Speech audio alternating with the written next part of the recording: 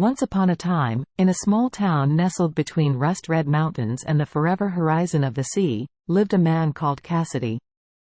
Cassidy was a man of few words. His conversations were a symphony of silence punctuated by stammers, and he preferred the company of the wind to the windbags of the local taverns.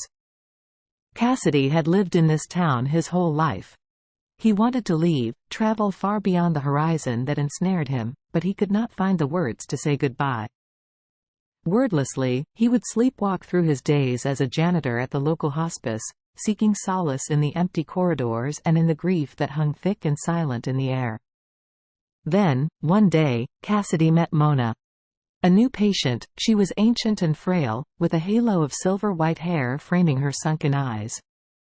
Yet, despite her fading body, she had a laugh that was brighter than starlight and a wisdom that hummed with the stories of 1,000 lives lived. Cassidy was drawn to her instantly, and found that with her he could, for the first time in his life, speak. Mona was a master of conversation. She could talk about anything and everything, from the transient beauty of a sunset to the immutable fact that custard was far superior to ice cream.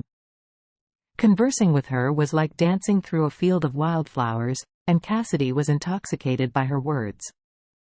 One day, Mona confided in Cassidy the secret which had brought her to the hospice.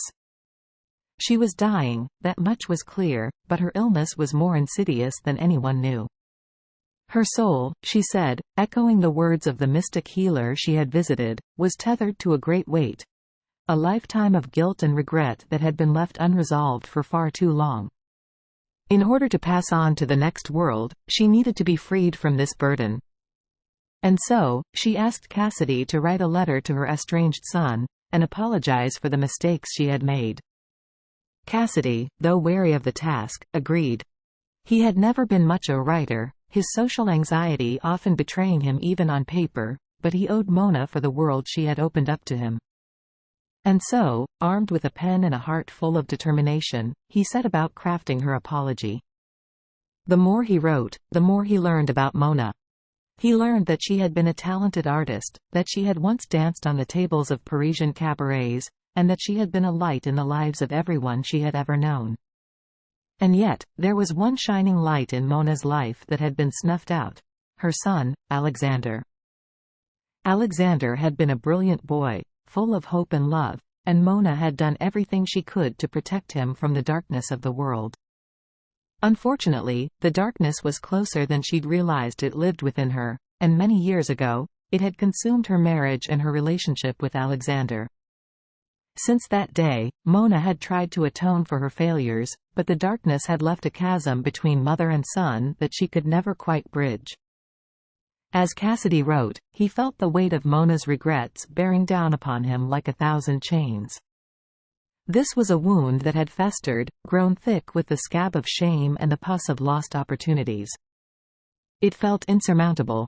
Yet, as he looked into Mona's eyes, those twin pools of starlight and shadows, he knew he could not let her down. His own healing had been slow and wrought with setbacks, but it had been Mona who had taught him that healing, like life, is not linear. It is full of false starts and tear-streaked nights, but it is also full of small triumphs and laughter in the face of pain.